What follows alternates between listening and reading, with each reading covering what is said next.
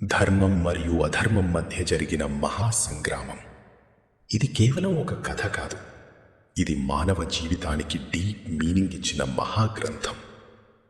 మీరు చూస్తున్న ఈ ఛానల్లో మహాభారతంలో ఉన్న రహస్యాలు, వీర కథలు మరియు గొప్పటి జీవిత పాఠాలు మీకు అందిస్తున్నాం.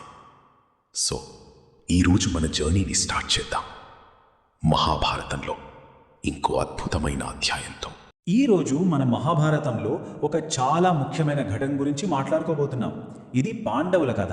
వాళ్ళ పరీక్షలు, వాళ్ళు పాటించిన ధర్మం, ఇంకా ఆ కష్టకాలంలో వాళ్ళకి దేవుడు ఎలా సహాయం చేశాడన్న దాని గురించి. పదండి ఆ కథలోకి వెళ్ళిపోదాం. అసలు ఈ కథ ఎక్కడ మొదలవుతుందంటే ఒక చాలా బాధాకరమైన సంఘటనతో. పాండవులు అంటే ఆ 5 అన్నదమ్ములు వాళ్ళ రాజ్యాన్ని, వాళ్ళ సర్వస్వాన్ని కోల్పోతారు. అంతేకాదు, వాళ్ళని ఏకంగా 12 సంవత్సరాలు అడవుల్లోకి వెళ్ళిపోమని వనవాసానికి పంపిస్తారు. ఇప్పుడు వాళ్ళు తమ నగరాన్ని వదిలి వెళ్తున్న టైంలో మనకు ఒక విషయం స్పష్టంగా అర్థమవుతుంది. అసలు సమస్య బయటి వాళ్లతో కాదు, వాళ్ళ కుటుంబంలోనే మొదలైంది. ముఖ్యంగా 2 సోదరుల మధ్య ఉన్న అభిప్రాయ భేదాల్లో ఇది మనకు కనిపిస్తుంది. ఒక పక్క భీముడు, ఆయనకు చాలా బలం, కానీ అంతకంటే ఎక్కువ కోపం. ఈ అవమానాన్ని అస్సలు భరించలేక ప్రతీకారం తీర్చుకునే తీరతాను అని రగిలిపోతుంటాడు. కానీ మరోపక్క వాళ్ళ అన్నయ్య యుధిష్ఠిరుడు ఉన్నాడు. ఆయన పూర్తి దీనికి వ్యతిరేకం. ఇది మన విధి, మన ధర్మం, దీన్ని మనం సహనంతో భరించాలి అని చెప్తాడు. అడవిలో జీవితం అంటే అది చాలా కష్టం కదా. కానీ పాండవులకు ఎదురైన అసలైన అతిపెద్ద పరీక్షలు ఏవో క్రూర మృగాల వల్ల రాలేదు. ఊహించని విధంగా అనుకోని అతిథుల రూపంలో వచ్చాయి. ఆ వచ్చిన అతిథి కూడా సాధారణమైన వ్యక్తి కాదు, ఆయన దుర్వాస మహర్షి. ఆయన గురించి చెప్పాలంటే ఆయనకు కోపం చాలా ఎక్కువ. ఆయన ఒక్కడే కాదు, తన వేలాది మంది శిష్యులతో కలిసి వస్తాడు. ఇక వాళ్ళందరికీ భోజనం పెట్టలేకపోతే అంతే సంగతులు. ఆయన శాపం ఇస్తే దాని నుంచి తప్పించుకోవటం ఎవరి వల్ల కాదు. సరే, ఇక్కడే అసలు సమస్య మొదలైంది. వాళ్ళ దగ్గరున్న అక్షయ పాత్ర, అంటే అడిగింది ఇచ్చే ఆ అద్భుతమైన పాత్ర, ఆ రోజుకి ఆల్రెడీ ఖాళీ అయిపోయింది. ఇక ఆహారం లేదు. మరి ఇప్పుడు ఏం చేస్తారు? అంతమందికి భోజనం ఎలా పెడతారు? దుర్వాసుడి కోపం నుండి ఎలా బయటపడతారు? ఇక ఏ దారి తోచక నిస్సహాయంగా ద్రౌపది శ్రీకృష్ణుడిని ప్రార్థిస్తుంది. స్వామి, నువ్వే కాపాడాలి అని ఆర్తిగా వేడుకుంటుంది. ఆ పిలుపు వినగానే తక్షణం శ్రీకృష్ణుడు అక్కడ ప్రత్యక్షమవుతాడు.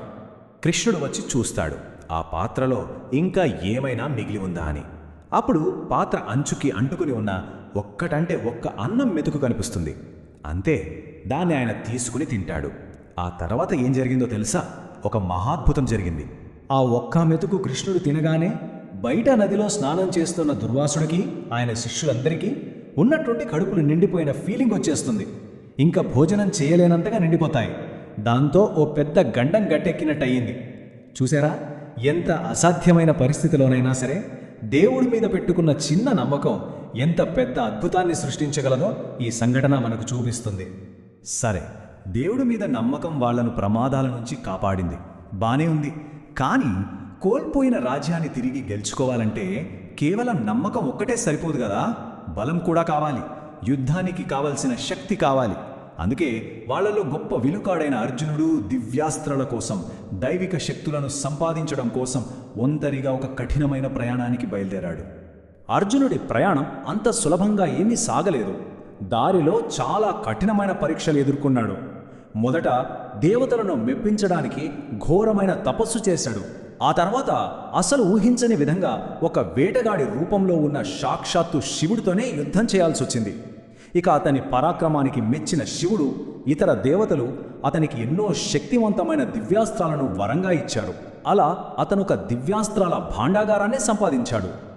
అలా సాక్షాత్తు పరమశివుడి ఆశీర్వాదంతో అర్జునుడు తిరిగి వచ్చాడు.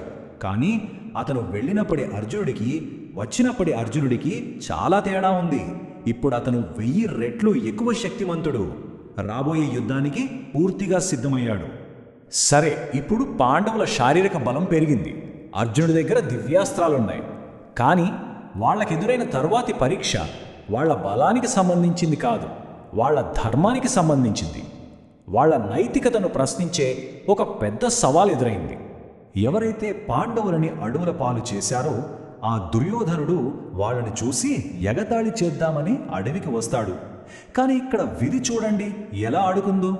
అతను గంధర్వుల చేతిలో చిక్కుకొని బందీ అయిపోతాడు. ఈ గంధర్వులు ఎవరంటే వాళ్ళు దేవలోకానికి చెందిన యోధులు. వాళ్ళ చేతిలో దుర్యోధనుడు చాలా తేలికగా ఓడిపోతాడు.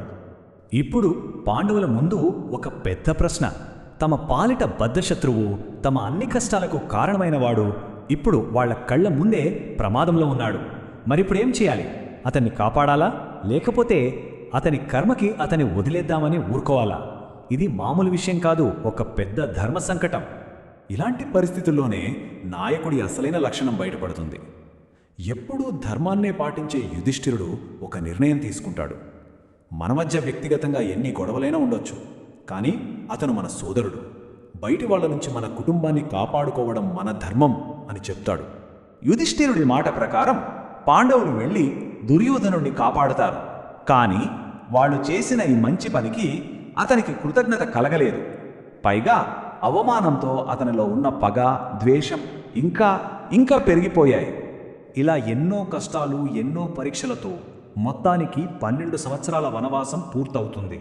హమ్మయ్యా, కష్టాలు తీరిపోయాయి అనుకోవడానికి లేదు. ఎందుకంటే వాళ్ళ అసలైన పరీక్ష ఇంకా మిగిలే ఉంది.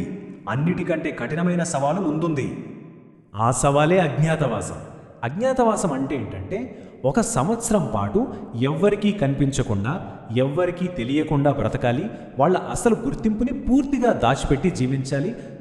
ఇందులో ఉన్న నిబంధన చాలా చాలా కఠినమైనది. ఆ 1 సంవత్సరంలో వాళ్ళ 5గురిలో ఎవరిని ఒక్కరు గుర్తుపట్టినా సరే వాళ్ళు పడ్డ 12 ఏళ్ల కష్టం బూడిదలో పోసిన పన్నీరే. మళ్ళీ మొదటి నుంచి ఇంకో 12 ఏళ్లు వనవాసం చేయాలి. చూసారా ఎంత పెద్ద రిస్కో? ఇక్కడే మన ముందు ఒక పెద్ద ప్రశ్న వస్తుంది. దేశమంతటికీ తెలిసిన ఆ 5గురు రాజకుమారులు, వాళ్ళ భార్య ద్రౌపది, వీళ్ళొక సంవత్సరం పాటు ఎవ్వరికీ తెలియకుండా ఎలా మాయమైపోగలరు? అసలది సాధ్యమేనా? ఈ ప్రయత్నంలో వాళ్ళు సక్సెస్ అవుతారా లేదా అన్నదాని మీదే వాళ్ళ భవిష్యత్తు మొత్తం ఆధారపడింది.